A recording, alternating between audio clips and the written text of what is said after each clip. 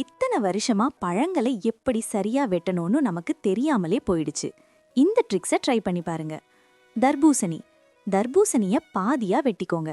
முதல்ல கிடைமட்டமா, அதாவது ஹாரிசான்டலா கொஞ்சம் கட் பண்ணிட்டு அப்புறம் நேரா கட் பண்ணுங்க. இப்படி குச்சி மாதிரி எடுத்து சாப்பிட்டா முகம் பூரா ஜூஸ் ஆகிற டென்ஷனே இல்ல. ஆரஞ்சு பழத்தோட மேல் கீழ் பகுதியை வெட்டிடுங்க. நடுவுல பாதி வரைக்கும் வெட்டிட்டு ஒவ்வொரு பீஸா கீழே நோக்கி கட் பண்ணுங்க. இப்போ ஓபன் பண்ணா சுளைகள் அழகா வரும். குழந்தைங்களுக்கு கொடுக்க இது ரொம்ப வசதியா இருக்கும். பலாப்பழம் கத்தியில எண்ணெய் தடவிட்டு பலாப்பழத்தை பாதியா வெட்டுங்க. அதுல இருக்கிற வெள்ளைத்தண்டை கட் பண்ணி எடுத்துருங்க. அதுதான் ரொம்ப பிசு பிசுன்னு இருக்கும். இப்போ ஒரு கிண்ணத்தை கவிழ்த்து வச்சு அது மேல பழத்தை வச்சு சுளைகளை எடுத்தா கையில கொஞ்சம் கூட பிசுன்னு ஒட்டாது. மாம்பழத்தோட வளைவான பகுதியில சுத்தி கட் பண்ணுங்க. அப்படியே ரெண்டா பிரிச்சு ஒரு ஸ்பூனை வச்சு எடுத்தீங்கன்னா பழம் சூப்பரா முழுசா வந்துடும். மாதுளை மேல அறுகோண வடிவத்துல கட் பண்ணி அந்த மேல் பகுதியை எடுங்க.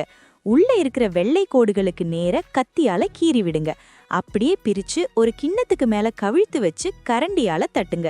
முத்துக்கள் எல்லாம் ஈஸியா கொட்டிடும். முலாம்பழம் பழத்தை துண்டுகளா வெட்டி விதைகளை எடுத்துடுங்க. தோலை வெட்டும்போது நடுவுல மட்டும் கொஞ்சம் தோலை விட்டுட்டு பழத்தை சின்னதா கட் பண்ணுங்க. கெஸ்ட்டுக்கு இப்படி டிசைனா கொடுத்தா அசந்துடுவாங்க. அன்னாசி பழத்தோட மேல் கீழ் பகுதியை வெட்டிட்டு பாதியா கட் பண்ணுங்க. அப்புறம் நேராகவும் குறுக்காகவும் கட் பண்ணுங்க. இதை அப்படியே குச்சி மாதிரி ஈஸியா எடுத்து சாப்பிடலாம். டிராகன் ஃப்ரூட் பழத்தோட ரெண்டு பக்கமும் வெட்டிட்டு தோலை மட்டும் கத்தியால லேசா நேரா கீறி விடுங்க. அப்படியே வட்டமா கட் பண்ணி தோலை உரிச்சு எடுத்தா ஈஸியா சாப்பிடலாம். இதுல உங்களுக்கு எந்த ட்ரிக் ரொம்ப பிடிச்சிருக்குன்னு கமெண்ட் பண்ணுங்க. இது போல நிறைய யூஸ்ஃபுல் டிப்ஸுக்கு மறக்காம லைக் அண்ட் ஃபாலோ பண்ணிடுங்க.